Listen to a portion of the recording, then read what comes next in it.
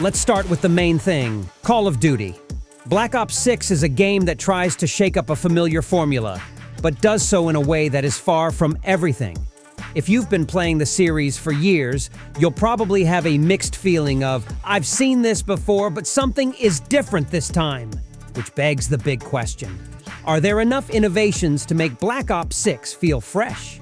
One of the most striking changes that you'll notice from the first minutes is the new omnidirectional movement mechanics. It seems like a small thing, the ability to dive, jump, and slide in any direction, but in fact it changes the pace of the game significantly. Now you're not just hiding behind cover, you can dive left or right, break through a glass roof, and suddenly attack enemies from above. On some maps, this opens up a lot of tactical possibilities.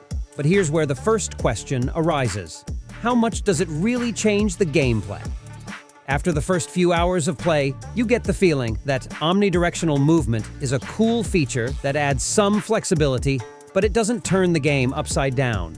Yes, you can deftly maneuver in battles, but the majority of players, especially in multiplayer, still play the old way. Fast movement, classic shooting, and finding a good cover. So if you're expecting a radical change in tactics, you may be slightly disappointed. You know what's even cooler? This is the first Call of Duty to be released since Activision Blizzard bought Microsoft, and it's immediately available on Game Pass. Sounds like the perfect time to jump into the game, right? But here's the question. Are these innovations enough to make the game feel fresh? Or is it still the same old COD, just in a new wrapper? The storyline here also tries to bring something new.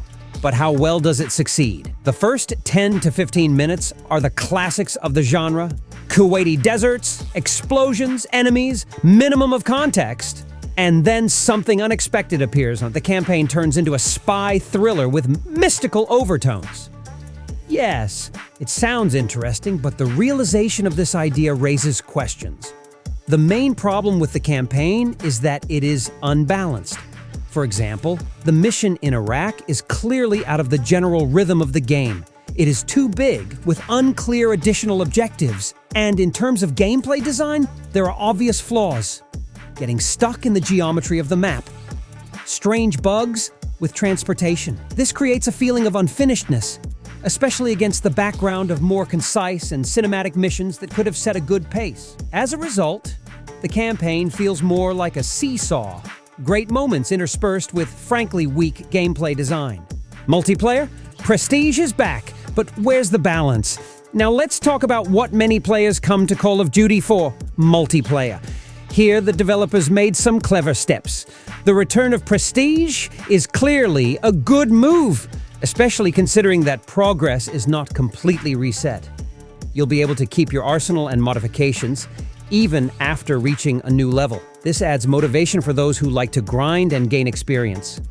But the skill-based player selection system is one of the most controversial decisions. Essentially, if you play well, the system can throw you up against opponents well above your level. Yes, it can be a challenge, but at some point it starts to feel like a punishment for success.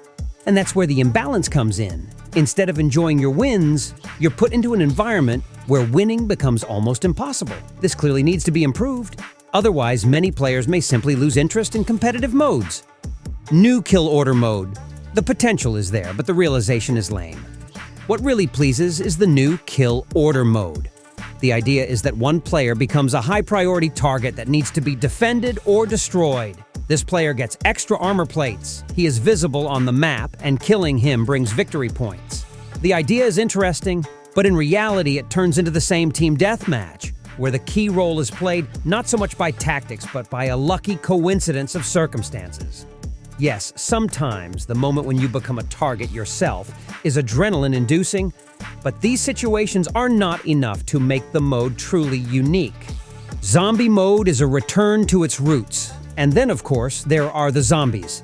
Here's something that's sure to please old fans of the series, and that's the return of round-based zombies. This is exactly what many people have been waiting for, the classic mode with which the old parts of Black Ops are associated. With 2 new modes, tons of quests, and weapon modification options, the zombies in Black Ops 6 will definitely not disappoint. If you love this mode, then everything you love and even a little bit more is waiting for you here. What catches your eye is the prestige system. From the developer's point of view, it should please you. You upgrade a set of gear and develop it, and your progress stays when you move to a new prestige. This should spare you the feeling of loss because you're not starting from scratch. But is this really the case? Isn't it a cheat that only adds to the boredom of the game in the end? Black Ops 6 introduces new levels, and while they all look pretty slick, they don't really excite you. It's like familiar food. It's good, but nothing new. All the maps are easy to master, and you'll soon understand their structure. But what if we want more variety? It feels like the developers just didn't want to experiment, leaving everything at the average level. As for the game modes, we have the classics: Control, Team Deathmatch, Domination, etc. But the new Kill Order mode is a breath of fresh air. Becoming a high-value target can be exciting, but after a few matches you might feel that it's just a recycling of old ideas. Can these innovations really appeal to players? When we talk about weapon selection, it seems like everything is under control. However, why is there no super annoying weapon? Perhaps the lack of riot shield may cause some angst for older fans. So did it really need to be done? Some artificial balance that only limits the options? Don't forget the zombie mode. It's back. For fans, this is undoubtedly a positive thing.